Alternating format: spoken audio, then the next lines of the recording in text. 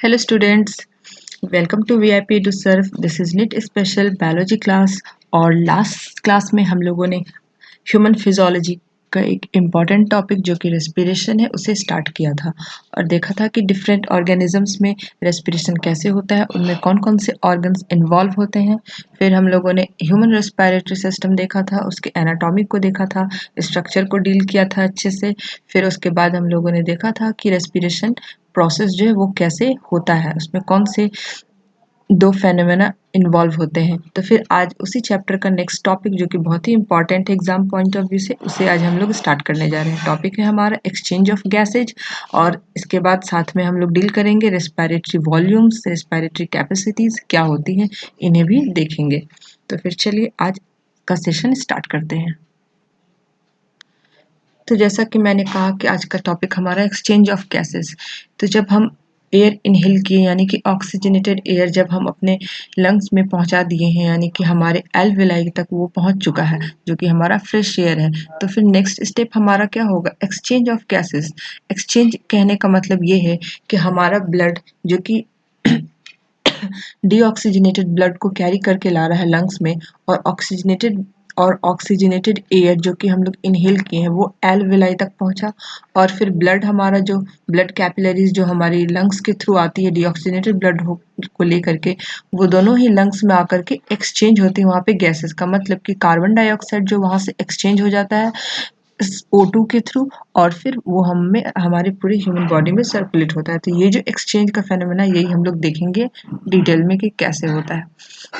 तो आप देख सकते हैं यहाँ पे लिखा हुआ है exchange occurs by diffusion of oxygen from the alveoli into the pulmonary blood and diffusion of carbon dioxide in the opposite direction out of the blood। जैसा कि मैंने अभी कहा कि ब्लड के थ्रू ऑक्सीजन और कार्बन डाइऑक्साइड का exchange होता है। तो ये एक्सचेंज होता कैसे है? ये एक्सचेंज जो है वो हमारा डिफ्यूजन प्रोसेस के थ्रू होता है। डिफ्यूजन प्रोसेस के थ्रू ये हमारा एक्सचेंज होता है। तो डिफ्यूजन होता कैसे है? तो डिफ्यूजन होने में रिस्पॉन्सिबल हमारा जो है वो प्रेशर ग्रेडियंट रिस्पॉन्सिबल होता है। करते हैं इंडिविजुअल गैस का जो पूरे गैस मास पे जो पूरा गैस का जो मिक्सचर है उसमें किसी एक अलग अलग गैस का जो इंडिविजुअल प्रेशर होता है उसे हम लोग पार्शियल प्रेशर बोलते हैं।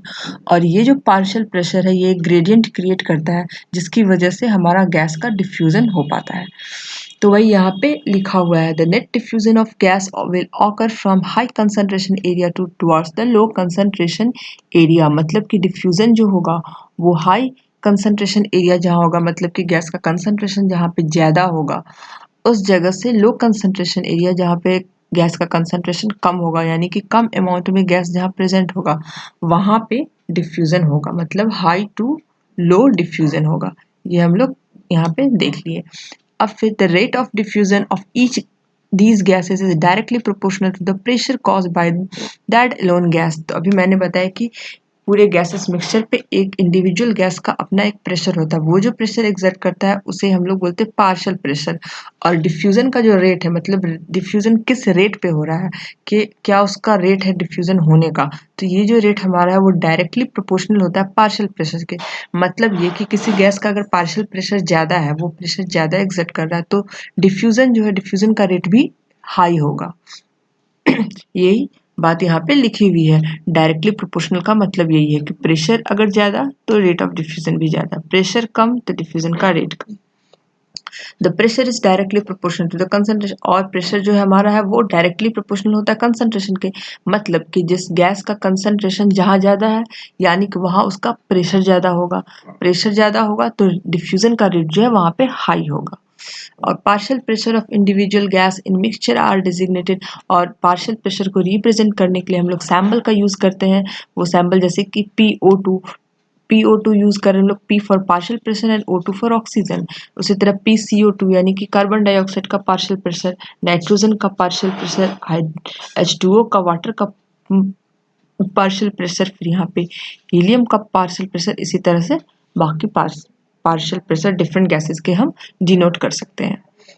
यहाँ पे आप देख सकते हैं ये कॉलम जो बना हुआ है ये NCERT बुक से ली गई है ये कॉलम। और ये कॉलम में आप देख सकते हैं कि रेस्पिरेटरी गैस दिया गया है, यहाँ पे उनका डिफरेंट पार्शियल प्रेशर दिया गया है। तो जैसे ऑक्सीजन का एटमॉस्फेरिक एयर में पार्शियल प्रेशर क्या है, तो 59 है। एल्वेलाई में इसका पार्शियल प्रेशर 104 होता है।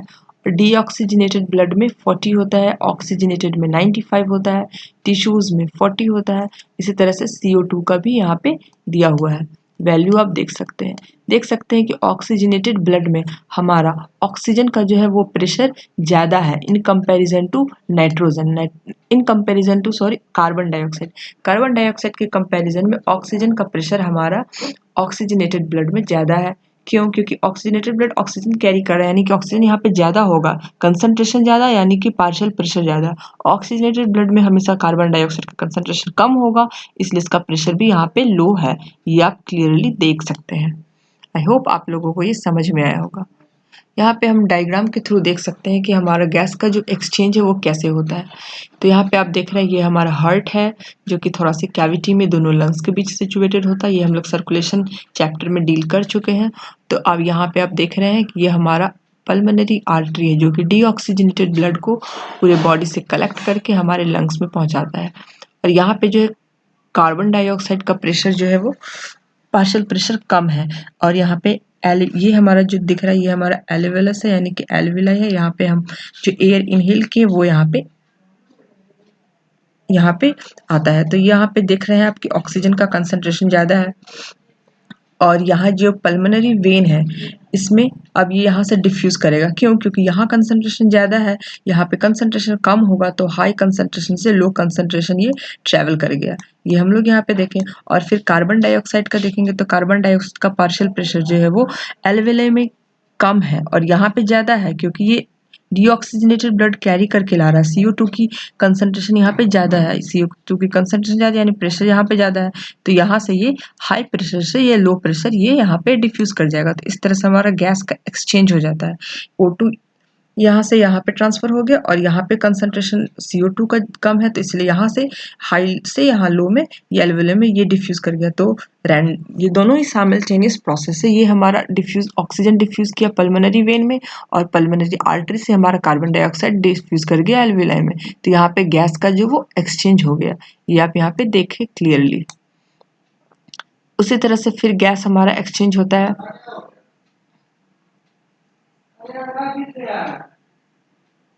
फिर उसी तरह से यहाँ पे आप देख सकते हैं कि फिर ऑक्सीजनेटेड ब्लड जो है हमारा वो कैरी हुआ पूरे ये सिस्टमेटिक आर्टरीज के थ्रू कैरी हुआ ऑक्सीजनेटेड ब्लड। और फिर ये हमारे अब इसकी बारी आई हमारे बॉडी में ट्रांसफ़र होने की, यानी बॉडी टिश्यू में ट्रांसफ़र। तो बॉडी टिश्यू में जो ट्रांसफ़र होगी तो यहाँ पे हम लोग देख सकते हैं यहाँ पे भी हमारा कंसंट्रेशन जो है वो CO2 का कम है और O2 का ज़्यादा। यहाँ पे एक डिफ्यूज़ किया यहाँ पे, और फिर यहाँ से CO2 का कंसंट्रेशन यहाँ पे कम था, तो यहाँ से फिर ये इधर वापस हमारे पल्मोनरी आर्टरी में ट्रांसफर सिस्टमेटिक वेन में ये हमारे जा रहा है और फिर यहाँ से ये लंग्स में चला जाएगा। तो इस तरह से जो हमारा पूरा एक्सचेंज साइकिल है गैस का, ये कंटिन्यू चलते रहता है।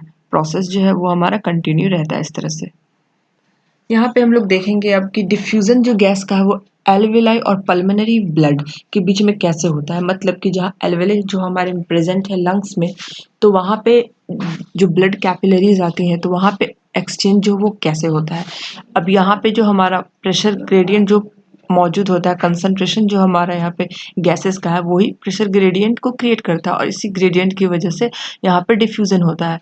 तो एल्वेलाई में हमारा जो था वो हाई कंसंट्रेशन था O2 का, O2 यहाँ पे हाई था, तो ये हमारे जो ब्लड कैपिलरीज जो डीऑक्सीजनेटेड ब्लड को लेकर के आई थी, यहाँ पे तो CO2 ज़्यादा है, ऑक्सीजन कम है, तो ये यहाँ पे डिफ्यूज़ कर गया।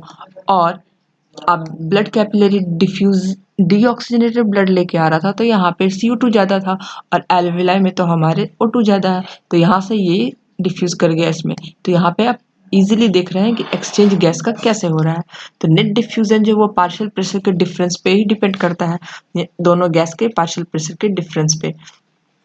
और if partial pressure is greater in alveoli then more molecules will diffuse into the blood than in other direction। और ये बात यहाँ पे लिखा हुआ है कि अगर एल्वेलाई में जो है पार्शियल प्रेशर ज़्यादा है तो डिफ्यूजन गैस का वहाँ पे होगा, जहाँ और कहीं किसी डायरेक्शन में नहीं होगा। उसी तरह से अगर पार्शियल प्रेशर हमारे डिजॉल्व स्टेट में ज़्यादा है गैस में, तो नेट डिफ्यूजन जो है वो हमारा तो भी एल्वेलाई के टूवर्ड्स ही होगा। ये यहाँ पे आप देख रहे हैं, इस पॉइंट में मेंशन है, यहाँ पे मैंने हाईलाइट कर दिया ऑलरेडी। तो ये डिफ्यूजन हम लोगों ने देखा कि एल्वेलाई और पल्मोनरी ब्लड के बीच में कैसे होता है।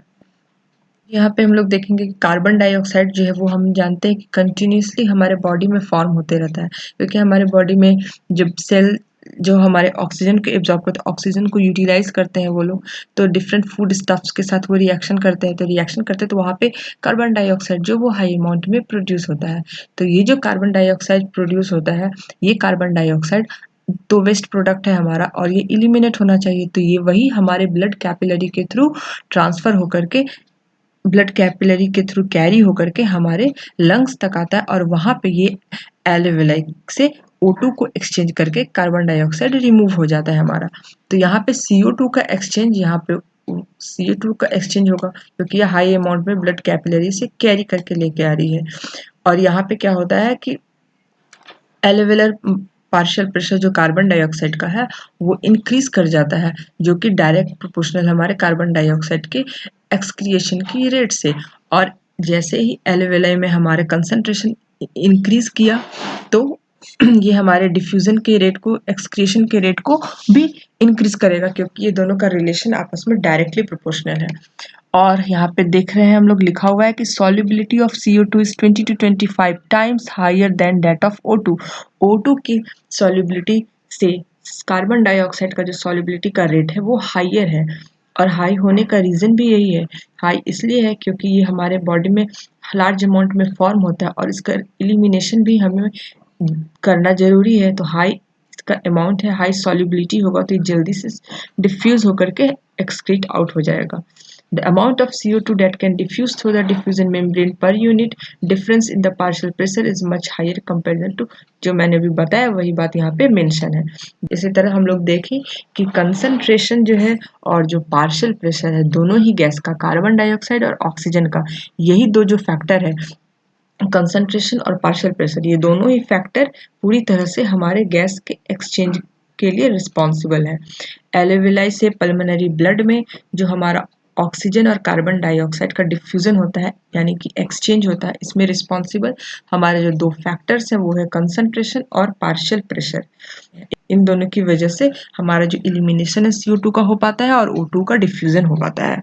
हम लोगों ने देखा कि कंसंट्रेशन और प्रेशर ग्रेडियंट कैसे डिफ्यूजन में हेल्प करते हैं, और भी कुछ फैक्टर्स है जो डिफ्यूजन के रेट में इम्पॉर्टेंट, डिफ्यूजन में के रेट के लिए इम्पॉर्टेंट है, जो कि हमारा है सॉल्युबिलिटी ऑफ गैस, गैस का सॉल्युबिलिटी और थिकनेस ऑफ मेम्ब्रेन।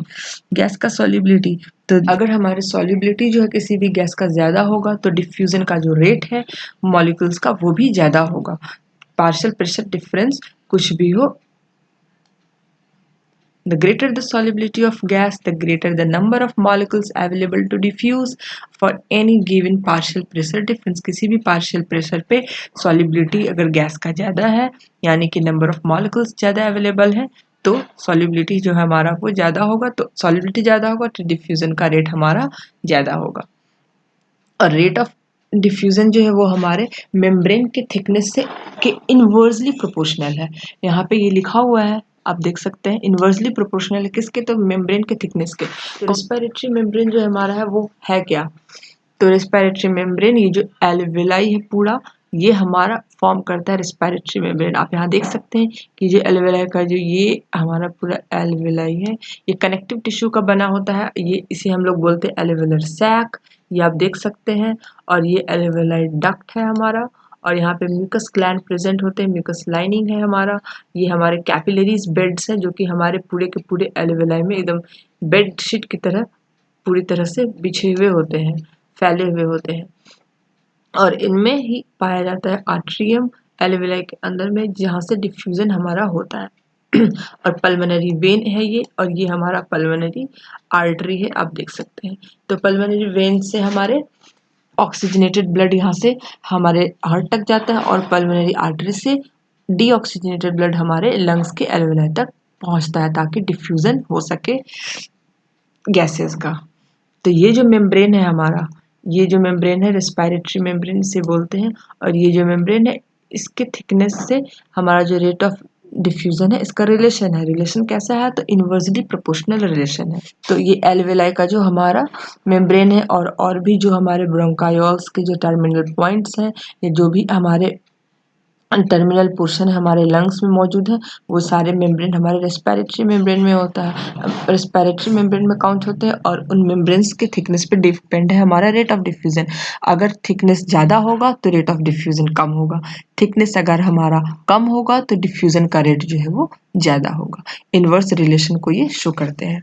तो इस तरह से हम लोगों ने देखा कि रेस्पिरेटरी मैकेनिज्म जो एक्सचेंज ऑफ गैस का है वो क्या है, कैसे हमारा ऑक्सीजन और कार्बन डाइऑक्साइड का डिफ्यूजन होता है, गैस हमारा एक्सचेंज हो जाता है, और फिर हम लोगों ने देखा उसमें रिस्पॉन्सिबल कौन कौन से फैक्टर्स हैं। और अब हम देखेंगे कि रेस्पिरेटरी वॉल्यूम और कैपेसिटीज क्या होती हैं। तो हम जानते हैं कि जैसे कि हमारे हार्ट में कार्डियक साइकिल या फिर सर्कुलेशन का क्या रेट है, कैसे सर्कुलेशन हो रही है, इसको हम लोग मेजर करते हैं ईसीजी के थ्रू। तो उसी तरह से यहाँ पे हमारा रेस्पिरेटरी वॉल्यूम और कैपेसिटीज का भी अपना एक क्लिनिकल एडवांटेज है। तो इस क्लिनिकल एडवांटेज को मेजर करने के लिए हम लोग यूज करते हैं स्पायरोमीटर का। स्पायरोमीटर और इस ये जो प्रोसेस है पूरा मेजरमेंट का, इसे हम लोग स्पायरोमेट्री बोलते हैं।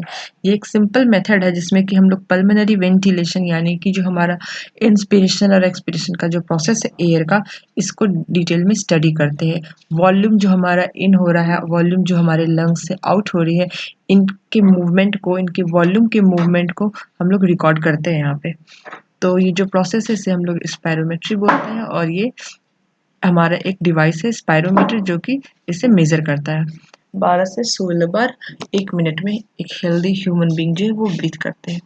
अभी जो मैंने जिस पल्मोनरी वेंटिलेशन के प्रोसेस की बात की जिसे हम लोग स्पायरोमीटर के थ्रू मेजर करते हैं, इसमें कुछ इवेंट्स हैं, इनको डिस्क्राइब करने के लिए यहाँ पे फॉलो किए जाते हैं। तो वो जो इवेंट्स हैं वो कुछ इस तरह से हैं, जिनमें 4 वॉल्यूम्स हमारे रेस्पिरेशन के इन्वॉल्व हैं और 4 रेस्पिरेटरी कैपेसिटीज इन्वॉल्व हैं। ये जो 4 वॉल्यूम्स रेस्पिरेटरी के इन्वॉल्व हैं वो क्या है?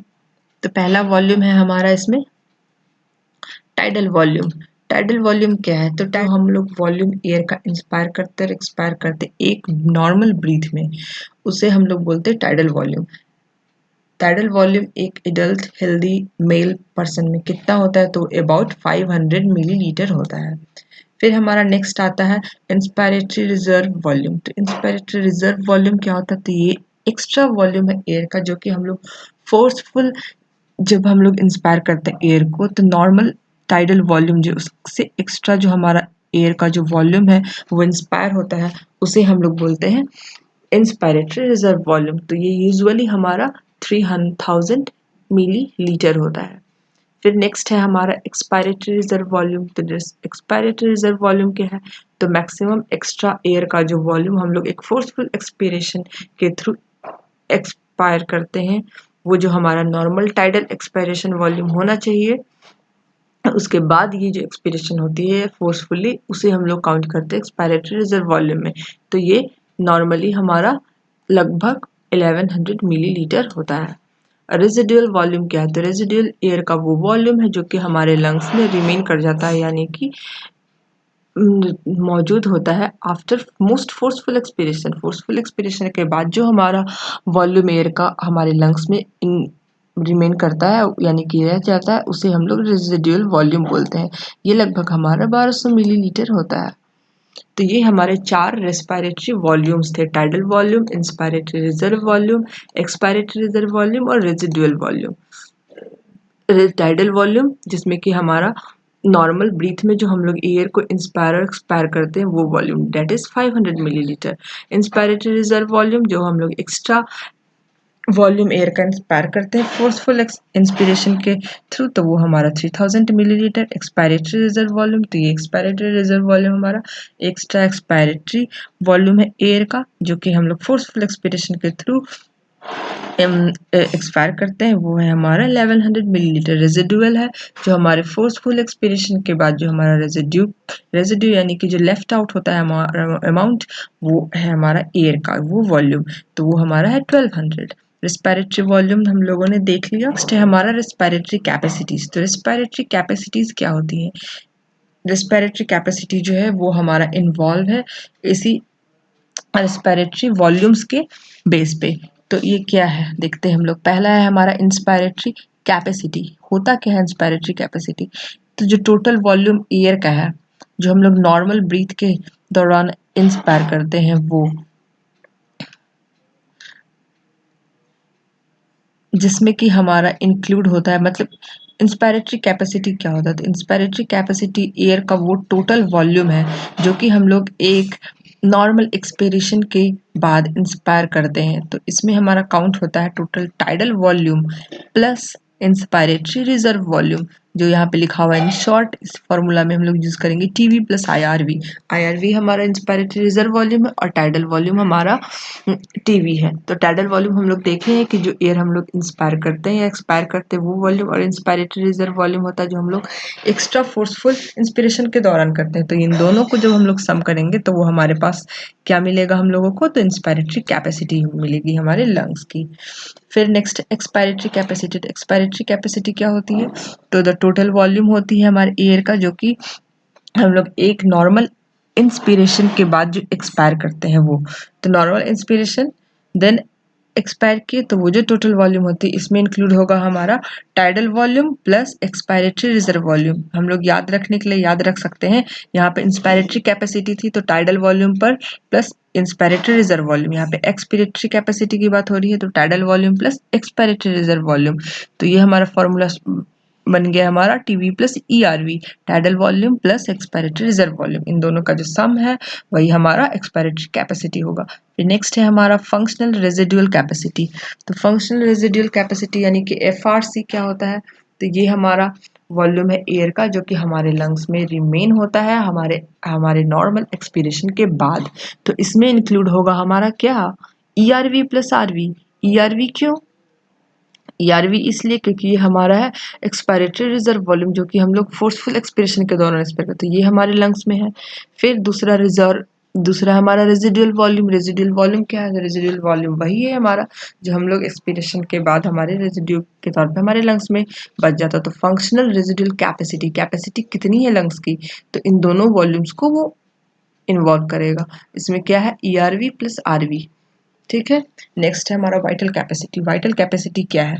तो वाइटल कैपेसिटी हमारा है मैक्सिमम वॉल्यूम एयर का जो कि एक पर्सन फोर्स्ड एक्सपीरेशन के दौरान ब्रीथ करता है। तो इसमें इंक्लूड होगा हमारा ERV plus TV plus IRV, यानी कि ये जो है हमारा मैक्सिमम वॉल्यूम है एयर का जो कि हम एक फोर्स्ड इंस्पिरेशन के बाद ब्रीथ करते हैं।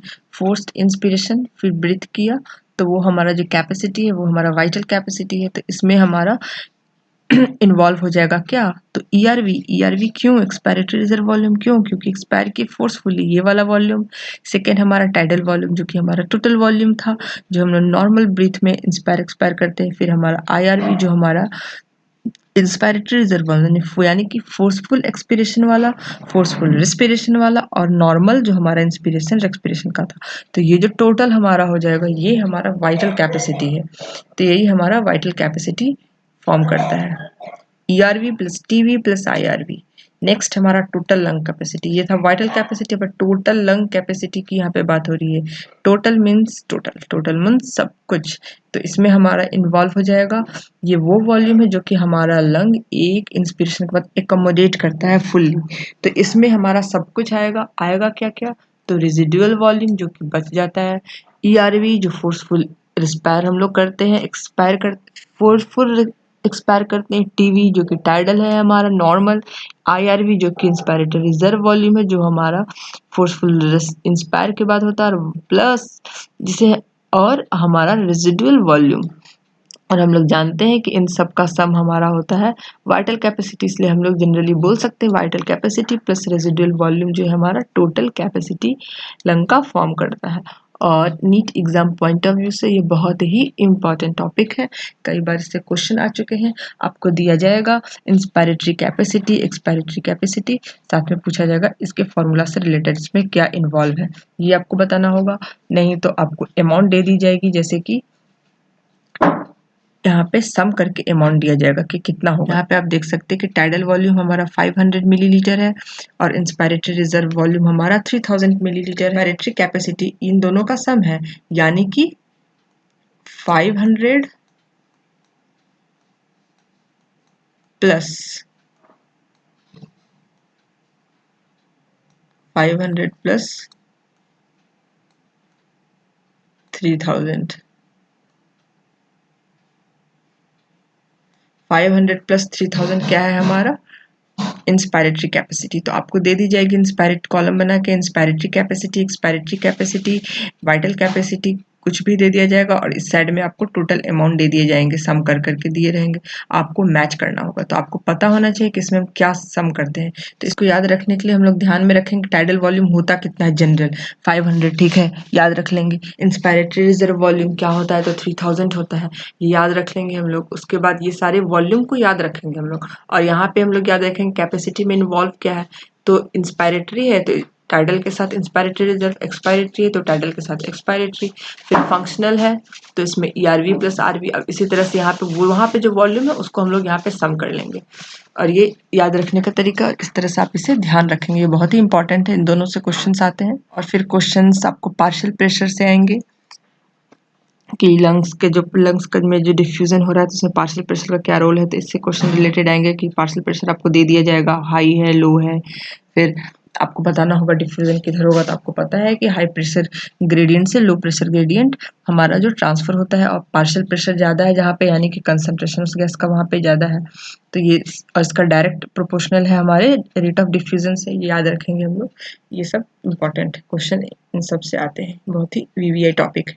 इसको आप लोग अच्छे से फिर से रिवाइज कर लीजिएगा, अच्छे से देख लीजिएगा। अगर कोई कंफ्यूजन है, कुछ समझ में न आए तो आप कमेंट बॉक्स में कमेंट करके ज़रूर बताइएगा। तो आज का सेशन यही एंड करते हैं, नेक्स्ट सेशन में फिर हम लोग नेक्स्ट क्लास में मिलेंगे और इसी रेस्पिरेशन टॉपिक को हम लोग आगे कंटिन्यू करेंगे, देखेंगे ट्रांसपोर्ट कैसे होता है एक्सचेंज गैसेस का।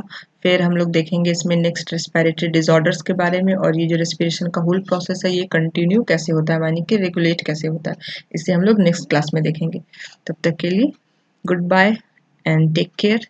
Thank you so much for watching this session. Do subscribe my channel, like the video, and comment also if you have any problem, and share it more and more. Thank you so much.